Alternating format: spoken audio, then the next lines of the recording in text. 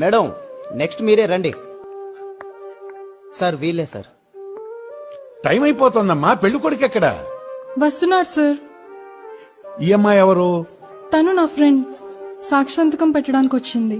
నీ friend life బాగుంటుందని నువ్వు గ్యారంటీ ఇవ్వడానికి వచ్చావా? పెళ్లికి కూడా సినిమాకి వచ్చినట్టు అరగంట లేటుగా వచ్చేవాడితో నీ లైఫ్ బాగుంటుందని ఎలా అనుకుంటున్నావు? సార్ మీరేం క్లాస్ పీకొద్దు. సుబ్బు నా కోసం ఫ్యామిలీనే వదిలేసి వస్తున్నాడు. నేనంటే అంత ప్రేమ.